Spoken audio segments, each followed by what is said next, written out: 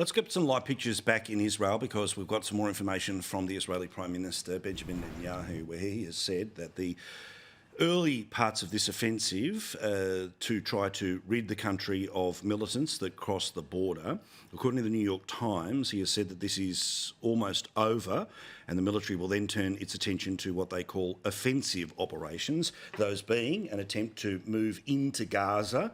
Now, how far they move into Gaza and what the consequences of all of that are the stakes in this game, for want of a better term. We'll get to those in a moment or two's time. I also just quickly want to say to the many Australians who are watching this from lots of different angles, but certainly about the people that they love in this part of the world, I want you to write this telephone number down.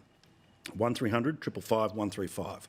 1300 555 135. That is the Department of Foreign Affairs Emergency Consular Service. Please do not ring this for anything insignificant, but if you do have information or want to know about information about family that you believe may well be affected by what is taking place, both in Israel and in Gaza, please, 1300 555 135. Domestic politics plus the international situation we'll deal with for the next few minutes. Then Warren Mundine again about The Voice. James Ashby's the Chief of Staff to Pauline Hanson and One Nation, and Stephen Conroy.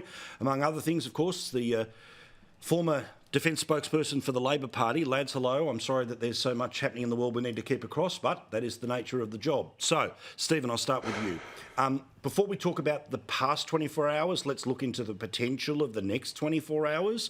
Benjamin Netanyahu, the Israeli Prime Minister, has made it very clear that he expects this to be lengthy. He said that the war will be lengthy. It will be against both Hamas, which of course is Gaza, but also Hezbollah, which has the capacity to strike from other places other than Gaza. People who live in the settlements have been told to return deeper into Israel, and then what happens with the strip of land that is Gaza. We'll get to that in a moment or two's time before I explain to people about some of the history of this for those that are partly watching along. But what are your concerns about the next 24 hours? Because these past 24 hours have been bad enough, but as we know, it's a powder keg and everyone responds to everyone else.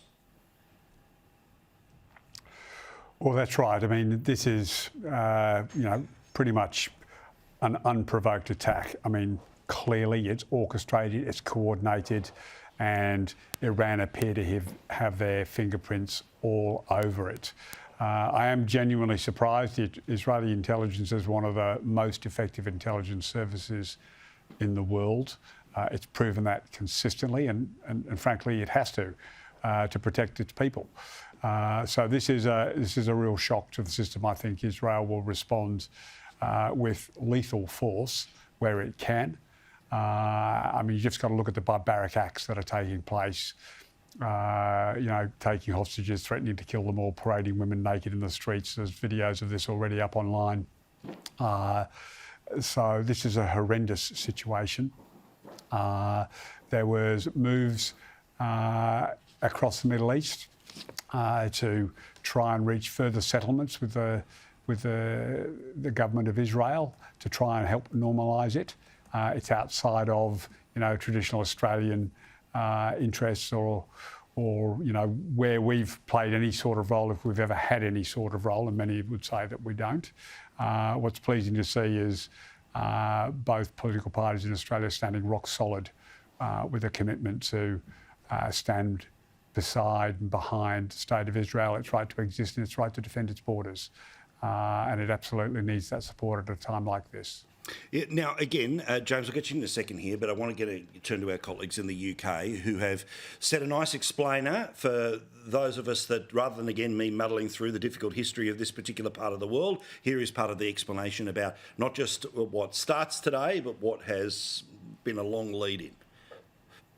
Many of the scenes in Israel are shocking and terrifying. But if you understand the overall geography of today's events, you get a sense of how cataclysmic this already is for Israelis, Palestinians, but the wider region too. Now, in the early hours of the morning, sirens warning of rockets went off in southern Israel, in the areas surrounding Gaza and Tel Aviv.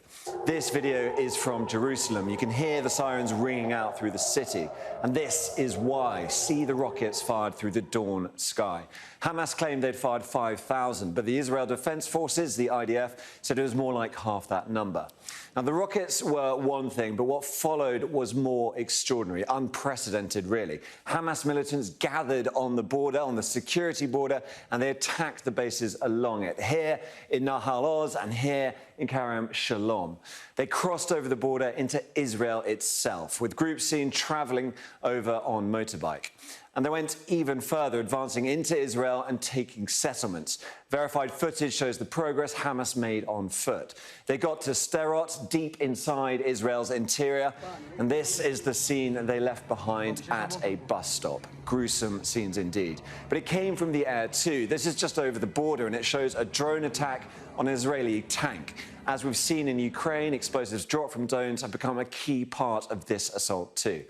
And Hamas have also taken hostages, again in violation of international humanitarian law. This sign says, "Welcome to the Coordination Office." It's a department in the Israeli Ministry of Defense. And we can't say whether the people being held in that video are Israeli soldiers or military. They could also be civil servants. And the IDF has confirmed that civilians and soldiers are being held as hostages in Gaza.